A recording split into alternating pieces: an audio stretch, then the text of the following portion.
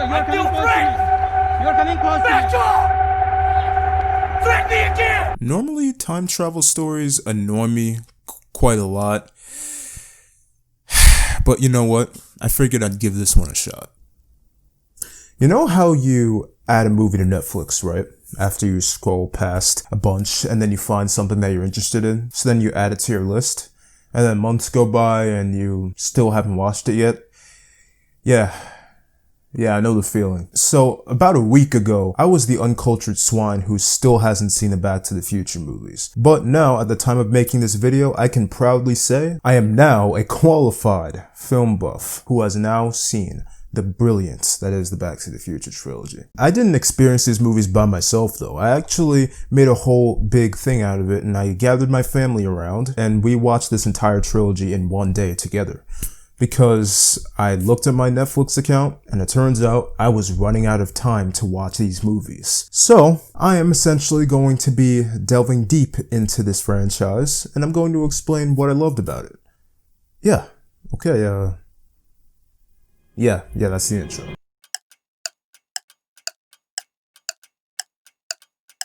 I don't like using this word very much, but yeah, this movie's a masterpiece. I really don't think there is any facet of this movie that was blatantly executed poorly. Everything in this movie seems borderline perfect. Amazing cinematography, an engrossing score, fantastic performances all across the board. It's just such a fun movie. It's great. I loved it. In general, my favorite aspect of this movie was the characters, or more accurately, the performance of those characters. My personal favorite performance in this whole movie was Christopher Lloyd as Doc Brown. Usually eccentric scientist characters like him, and pretty much all across the media, they're always really annoying. I am Brainiac 5. Half computer, half organic life form, all Kaluan, and not to brag, but a 12th level intellect. They just do nothing but spout a bunch of scientific jargon which just appears to be nonsense, especially since it isn't relevant to the story whatsoever. In this movie, Doc Brown not only, yes, of course he's eccentric, and yes, he maybe is a little bit legally insane, but at the same time, he is highly intelligent and he really knows what he's talking about. Everything that he says, even though it might seem like technobabble, it's relevant to what's going on. Everything he says is the right kind of exposition. And the thing is, it's just his alacrity for scientific discovery is just really inspiring. But even aside from Doc Brown, you have Michael J. Fox as Marty McFly, one of the best protagonists ever made. There are a bunch of different archetypes I feel that they have in media for protagonists. You have the anti-hero, the chosen one. I don't really like the chosen one very much, but this one, you have the everyman. And Marty McFly plays that role to a T. He's just simply somebody trying to make it. He has goals, he has ambitions, he has insecurities, and he also has a lot of people who not only does he depend on, but they depend on him as well. I feel like all of us can fit in that boat, you know what I mean? So that I feel like compounds his relatability and why I loved him so much as a character. Now we need to talk about Thomas F. Wilson as Biff. Listen, we are supposed to hate this character. I get it. He's supposed to be the Joffrey of this movie. Well, this whole franchise really. He's supposed to be the character that we all love to hate given his many atrocities. But yet at the same time, due to the uncanny manliness of Thomas F. Wilson, he just comes off to be so charismatic, so bombastically stupid, that you just have to like him at the same time, you know what I mean? I mean, don't get me wrong, he deserves every pile of shit that he literally ate throughout this whole franchise, but this franchise would not nearly be the same without him. And I'm going to talk a little bit more about Biff's character here. I was concerned when I saw that he was just going to be a bully, essentially just this brute that just pushes people around and always belittles everybody around him. I was worried that he was going to fit into that stereotype of just being the one who just says, "Hey kid, give me your lunch money." It just doesn't do it for me because I feel like that is just such an immature way to bully somebody. If you really want to make somebody feel like shit about themselves, just go on Twitter like everybody else. Anyways. God, this is getting me thirsty. This is getting me thirsty. So anyway, Biff. Biff is not just a bully in this movie. He's an actual villain. This guy is more of a psychopath than I was anticipating, to be honest. Sure, I figured he might be a bit of a manslaughter enthusiast. I kind of got that vibe, but I thought that was as dark as they were gonna get. I didn't think they were gonna go full-on rapist. And speaking of that, who on earth thought this movie would be PG material? I was watching this with my family, and not only did my sister, my youngest sister, who was 11 years old, get really uncomfortable during this movie, especially during that rape scene, well, attempted rape scene. There is also this one character, Lorraine Baines. I'm gonna be honest, I will never be in Marty's situation, okay? And I don't condone incest. I don't. I do not have an Oedipus complex. But if I did, if I went back in time, right? And my mother looked like that.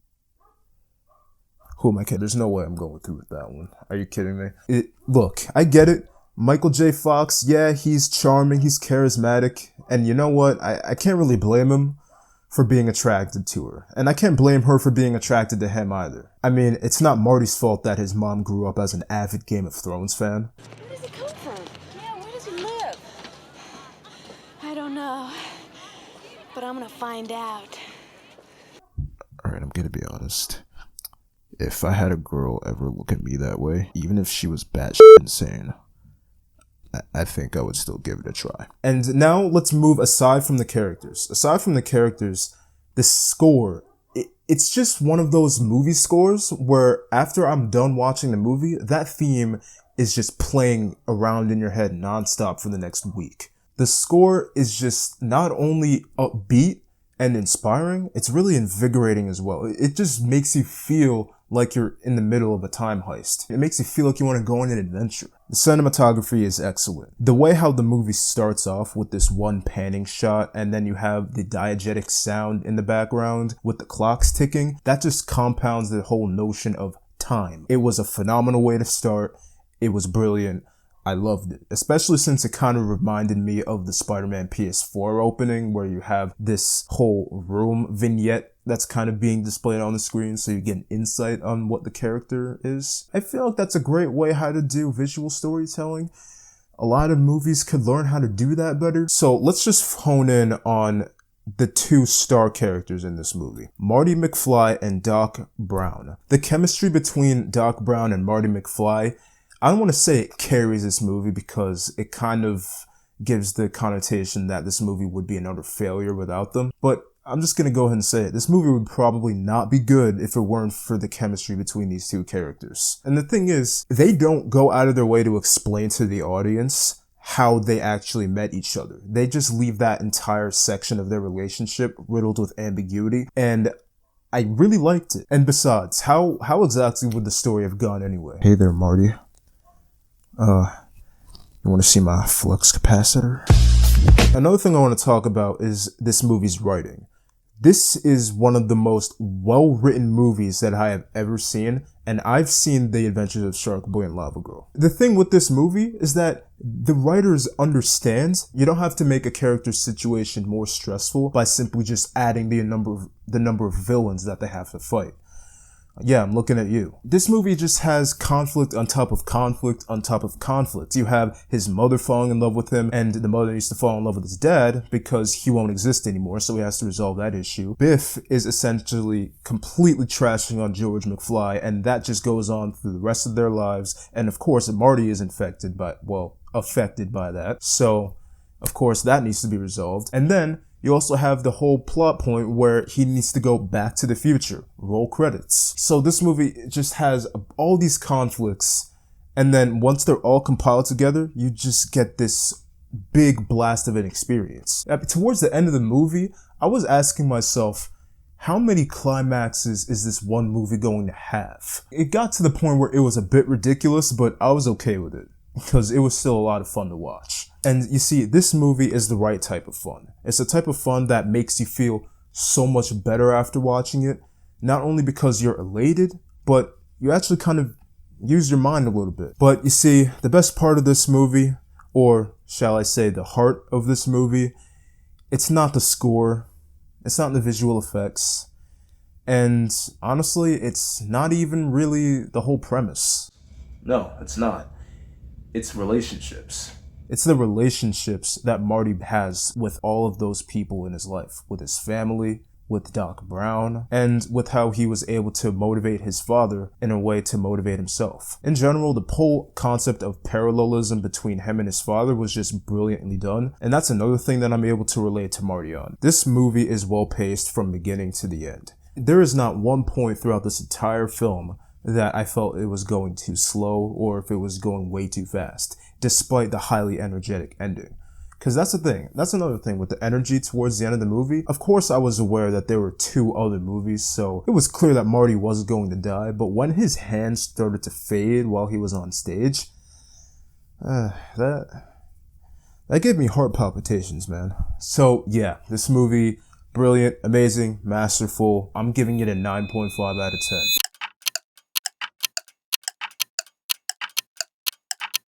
This movie was still a lot of fun to watch, but I'm going to be honest, it kind of annoyed me a bit. This movie overall just kind of felt like a weaker version of the first one. I don't know, it kind of felt like I was in a museum, right? And we were kind of exploring the reasons that made Back to the Future 1 so phenomenal. And don't get me wrong, this movie is good. I actually really liked this movie a lot. It was a lot of fun, really entertaining. But narratively, it was all over the place. It starts off right at the ending of Back to the Future 1 with a completely different actress, like that didn't throw anybody off. And now we just have them flying off into the future. Somehow Biff's the only one that notices, but that's gonna be important later on. They go into the future and they go into 2015.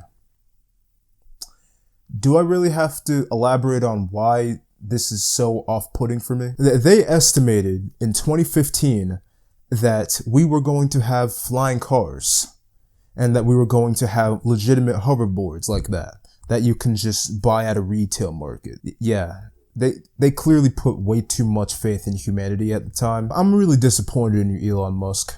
Why are you such a f***ing slacker? So, we're in 2020 now, and although we do see cars that have fire on them, they are not coming out of the thrusters beneath them. Doc decides that it'd be a good idea to just leave Jennifer along with the Men in Black neuralizer that was used, okay? And just leave her there on the side. Cause, you know, Doc is a genius. He came up with that brilliant plan. So then, they happen to run into Griff, which is essentially what would happen if Biff fused with Onision for a few minutes. Alright, look. Writers, I was on your side. Okay, I am still on your side. But what were you thinking, really?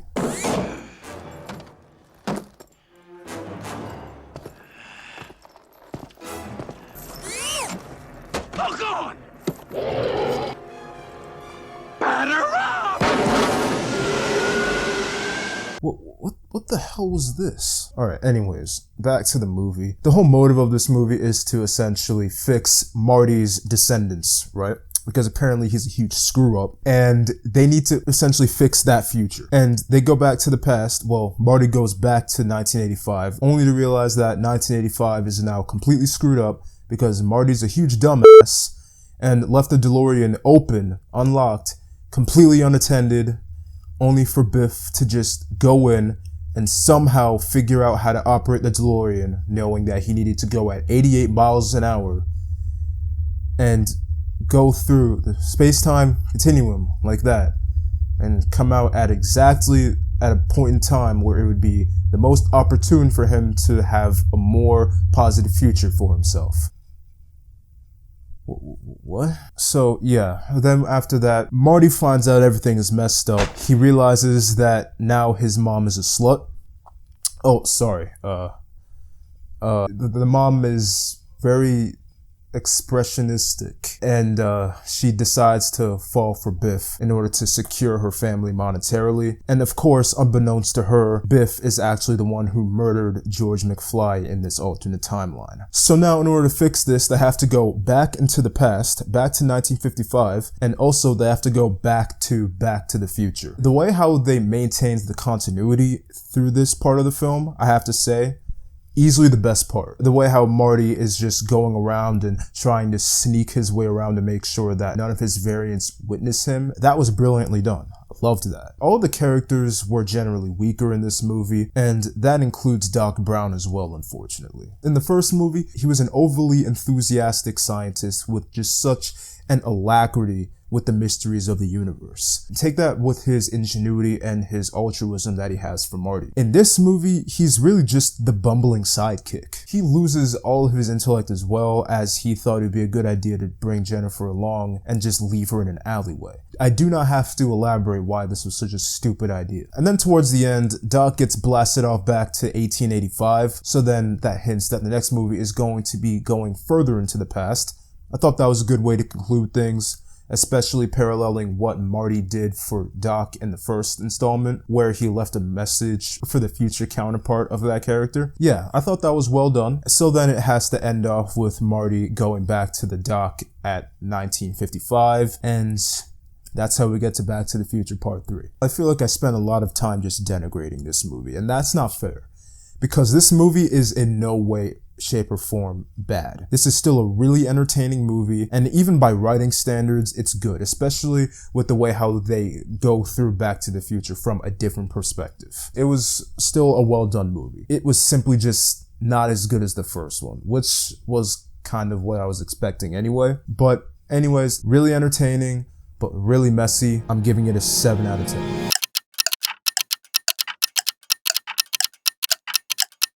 I'm going to be honest, I don't have that much to say about this movie. To me, this movie felt like a watered down version of the first movie, but instead of just trying to do it to save his own life, Marty goes on this journey out of his own volition to be loyal to his best friend, that is, Doc Brown. I have to say, that was a nice little twist on the first movie's plot. So not only does this compound the loyalty that Marty has with Doc Brown, but it just overall enhances the love that Doc Brown and Marty have for each other. Alright, so Biff's back. Yeah, except that he's Buford Tannen this time, not Biff Tannen, who's essentially a big guy with a big ego, a big gun, with a big alcoholism issue. Yeah, he's an American man, basically. Doc Brown is really good in this movie because they kind of stray away from just making him Marty's partner in this movie, and instead they allow him to be his own character as he's more independent and embarks on his own love journey. This is definitely evident later on in the movie when he decides to stray away from the DeLorean at the final action set piece and decides to go off with Clara, which doesn't really mean anything since they're able to come back and visit Marty with a time traveling train. I also really liked what was done with Marty's character here. They kind of established that his character arc is not finished, and they talk about how he still needs to get over his impulsivity. What's wrong, dude? You yellow! He's really just growing up, and he's learning the notion of not caring what other people think.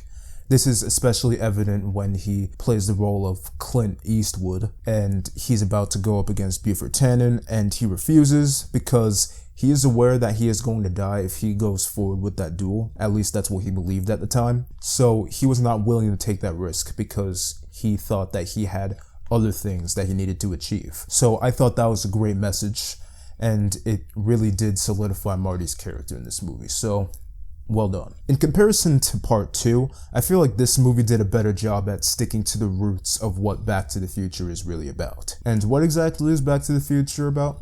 I'll say it again.